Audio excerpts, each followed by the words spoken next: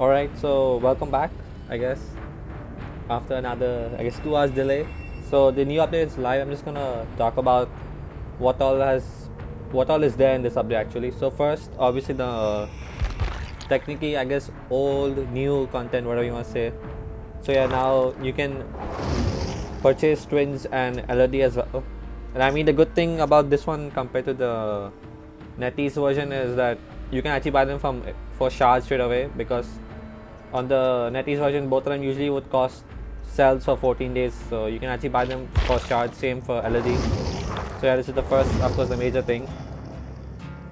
Next is you can actually, so the Lerry's map is also available right now. So if I go to custom, yeah, so now you can, I don't have the map offering, but yeah, you can now play in Lerry's as well. So I guess finally an indoor map for global, even though it's been there since years.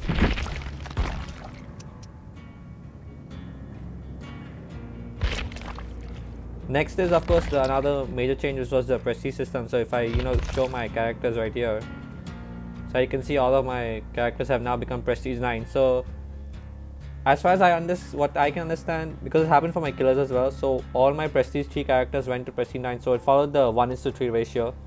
So depending on what prestige your character had, it got multiplied into 3. So like, yeah, so this is a new prestige system. You can go to prestige 100 now max. I won't talk much about this. Maybe I'll make a separate video about explaining the prestige system. So yeah, and yeah, if you now level up, this system is still there. And if you click on, yeah, so you can, if you want, you can have a read of rules for yourself for the prestige system. Next is, okay, so the entities draw, the Gacha Draw. So yeah, now they have finally followed how NetEase version does it. So you'll always have this thing called as entities memories. So this will serve two purposes. One is, it will actually, the old skins, like it will appear here. It will appear here, and in the future, when sets come, so set cosmetics, they will actually come in entities. They will only cost auric cells. This is the main change.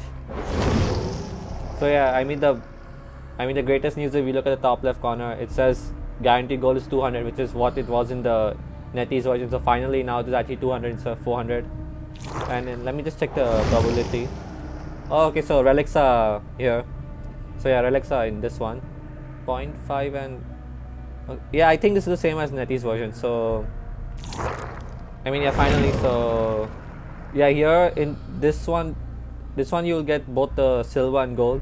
If you go to the next one, then you can get the platinum one, but these cost cells, and same for the survivor one. I mean, in my opinion, do not bother with these, just get this. And yeah, this is the, you can either draw 1 or draw 10, so I'm just going to do one sample to show.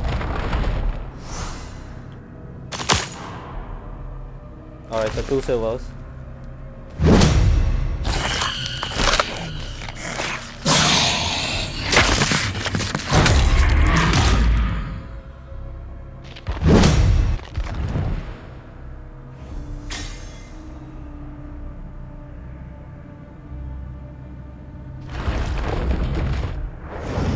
So yeah, I mean, this is the draw. And finally, it's a bit easier to get the gold cosmetics, especially since. And yeah, the good thing is, if you notice on the top left, it also tells you how the number, which was very surprising, was missing in the global version.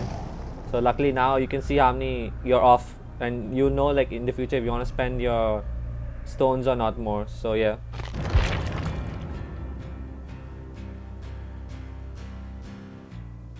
Next is in the events. So yeah, there are just some. Yeah, there's this normal challenge where you can get like a common, uncommon cosmetic for the twins. So not much here. The store just has one new bundle for Jake and Plague if you buy them together. Alright, so now another important one is the the perk reworks and how the new meta most probably is gonna shape.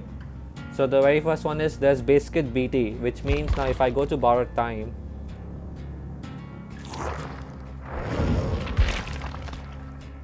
yeah, so as you can see, now the borrowed time has of course had to be reworked since Basekit BT exists. So now what borrowed time will do is, the base kit you get, it will just extend it by 10 seconds. So yeah, that's a big change. The next is a nerf to decisive. So if I go to Lerry, yeah, so the first one is that you can see it only says 3 seconds, which is reduced from 5, and the other one is, yeah, so at end game this perk will not be active anymore. And the last one, of course, you will read at the bottom. So if you touch any totems or let's say locker or gen, or, sorry, not lockers, totem, like, or you heal or you do a touch a gen, so it will deactivate decisive strike. So this has been hard nerfs. So yeah. Okay, some of the other changes I cannot show it right now, but so one of them is that the generators now will take 90 seconds instead of 80. So yeah, and then they fixed the spawning of, I'm guessing the double pallet spawn should be fixed, and they have randomized spawnings of basement and the exit gates as well. The other next nerf is to keys and hats. So okay, it doesn't say here, but okay, I'll just read it. So now the hatch will only spawn when there will be 1 survivor left. So it doesn't matter, like, even if if you fix all 5 generators, sometimes after fixing all 5 generators the hatch spawns. Now it will not be like that. Irrespective of what the scenario is, the hatch will only spawn if there's 1 survivor left. And now for keys, so if you open the hatch using a key, it will actually take you 2.5 seconds instead of instantly opening it. And the thing is, now this can be interrupted by the killer. So if you're opening the hatch and it takes 2.56 seconds, and the killer actually can interrupt and grab you out from the, it's like, you can get grabbed from totems, so now you can get grabbed by opening the hatch. But one thing is, once the hatch opens, so it won't be like, it's open and you have some time to move around. As soon as the hatch opens, you will automatically escape through the hatch, so you will not have a chance, like wait for someone or something. So yeah, that's the thing. The next change is for killer. Once again, this is a buff, so if you kick a gen now, it will actually, instead of 1.5 I think it was, now 2.5% of the progression will be lost. So now it makes kicking a bit more useful.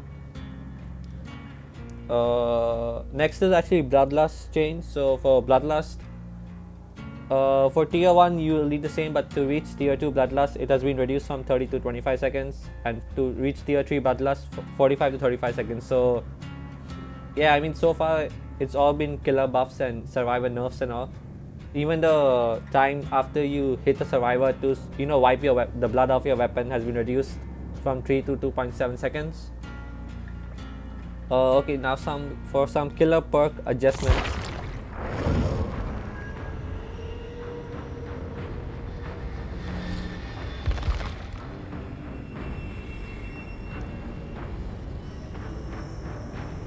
Okay, I don't have the perk yet, but there's a new count perk called the Shattered Hope. So in that, what you do is any boon totem will be instantly destroyed. For now it's not that useful because the only boon that exists is Dark Theory, which no one brings anyways. The other nerf, killer perk nerf is, Hag. So now we go check to Hag. Yeah, instead of 200%, now at tier 3 we'll only do 100%. And if any survivor dies in the trial, let's say they give up or something, so it will permanently deactivate Hex Ruin. So this is a direct nerf to Ruin, which I guess is fine because anyways kicking will most probably be the new meta now.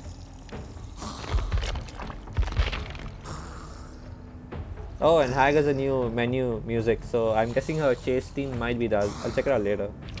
Does Hunter also have a new theme? Yeah, so there are new menu themes for Hag and Huntress, and I'm guessing there will be a new chase music for Hag as well. I'll check that a bit later. Okay, sorry, the next nerf I guess is to Corrupt Intervention. So yeah, I mean it does the same thing, but only difference is if you down someone by any means, it will deactivate Corrupt Intervention instantly. So yeah, that's the only nerf. Next is another nerf to the Clown's perk. Where's Clown? Yeah, so now instead of losing 20, okay, I don't remember the number, but instead of losing, let's say 20% of the entire gen progress, it will only be 20% of the current progress. which means if the gen is at 90%, then 20% or 90% it will be. But if the gen is only, let's say, at 10%, then it will be 20% of 10%, if that makes sense. So it's more useful if the gen has more progress, and not that useful if the gen has very little progress. The next one is actually a buff, so which is to overcharge. Yeah, so since it's gonna become a gen kick meta most probably, yeah, so yeah, in the 30 seconds the regression will go from 75 to 200%, which is technically what old Ruin was, but over time this one is. So yeah, this is a buff. Next is Eruption. So where's Eruption?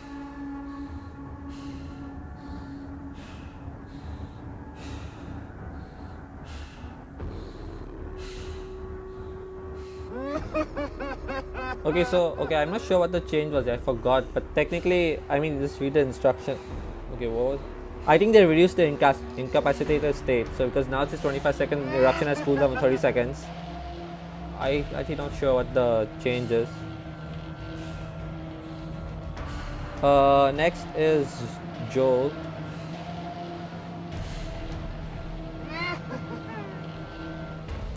Yeah, so the only change to this is that it does not have any cooldown. So if you keep downing survivors frequently, if you are able to snowball, then you will keep getting Jolt procs. So yeah. The other changes for Baba, they have added the... Wait, where's Baba?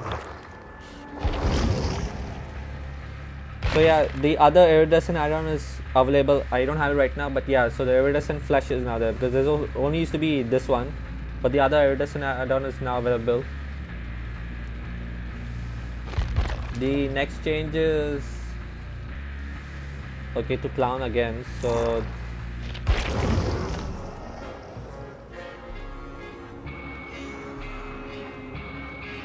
yeah, so now the skill checks will move 50% faster and it'll have a 50% penalty. I forgot what's the buff over here, but this is actually a buff, so yeah.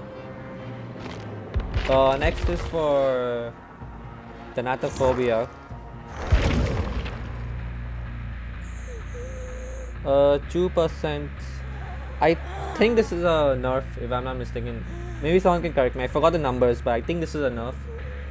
So yeah, it will be maximum of 12% now. I think it used to go to 16 or 21, if I'm not mistaken. Yeah, so I think this is a nerf. The other change... okay, this one is a nerf now to NOED. So what happens is, it will do the same thing when Exit gets powered, Adult Totem, and everyone gets exposed. But the only difference is now, if instead of, randomly survivors looking here and there for Totem, the Totem will light up. So if once a survivor gets really close to it, so they will actually know that they'll be able to find NOED easily. So I guess, yeah, that's the nerf to this thing. Now for survivor perks.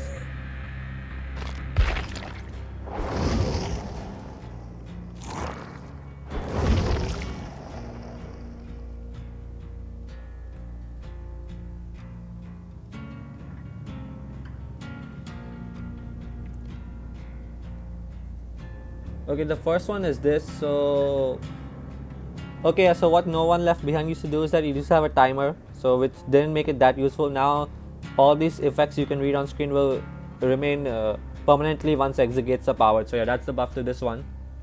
The next one is Guardian.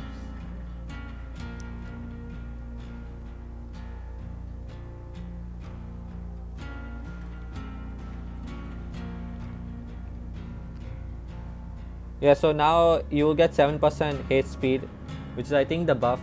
Actually, I have not used this perk. I don't even know what it did before. Yes, I think the haste is the additional buff to this. So yeah, that's one. The next one is a nerf, if I'm not mistaken, to Spincher.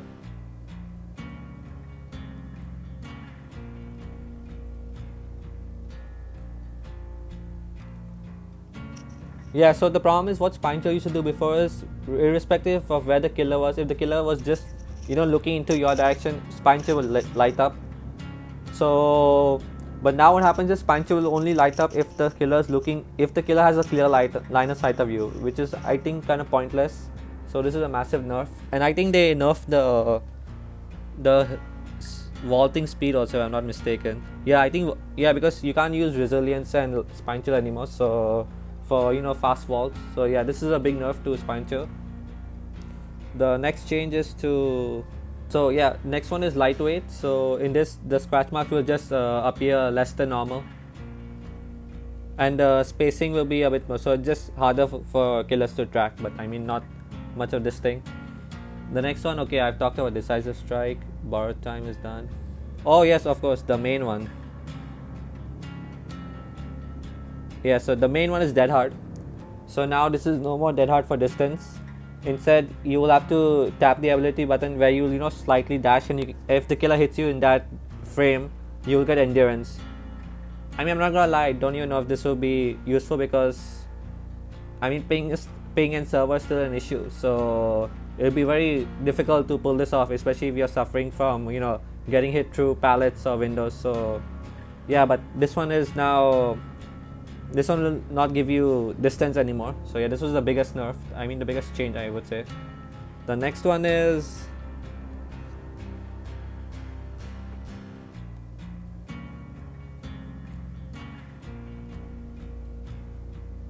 okay, so in Saboteur, the main changes, I think the seconds and all, the distance and all, I think they must have tweaked the numbers, but the biggest changes now, you can actually see Scourge Hook, so you will actually find out if a killer has Scourge Hook. I mean, right now it's not that popular because Pain Resonance does not exist yet, but yeah, if you equip this perk, you can see Scourge Hooks now, so which is, I guess, a good change. The next one is,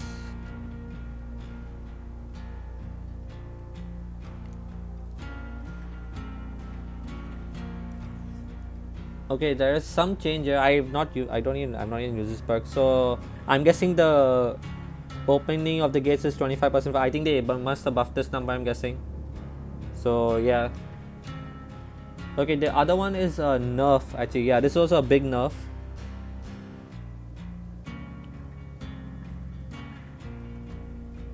Yeah, so now self-care maximum at tier 3, as you can see right now, will only give you 35% of the normal healing speed. It used to be 50, now it's 35. So it means if a killer has Lobby Butcher or something, it will take you even longer to heal now. So I guess use with caution. But to compensate with this, I think they buffed the other clouded perk, which is,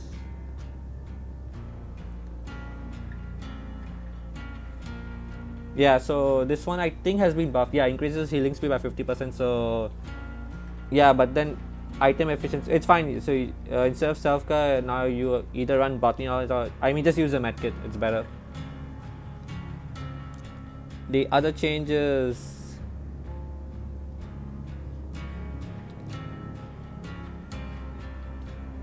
to this, so Soul Survivor, what changed?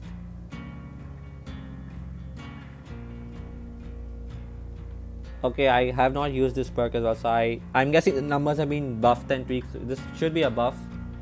The other changes to,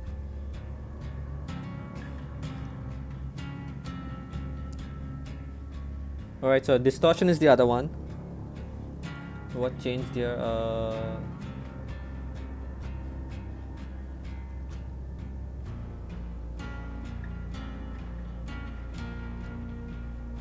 Okay, I'm not sure what changed. I think the numbers changed. Oh, okay, no, you can okay, you can get back tokens, yeah, because once you started a trial before, you used to have only 3 tokens, and if they were used, you could not get them back. Now you can actually get back tokens by being inside the killers. Oh yeah, this was the buff. So this is a good perk, mostly a team perk. So the other one is Resilience. Okay, it used to be 9%. Oh, okay, so this is a nerf, because if you read the description, there's no vaulting. So yeah, you cannot do vault builds only with, as I said, with Resilience, Spine Chill. So yeah, both of these are nerfs, this and Spine Chill. You cannot have faster vaults anymore. The other changes are to the offerings and all, which, I mean, I'm not going to talk much about. The other major change is to Legion.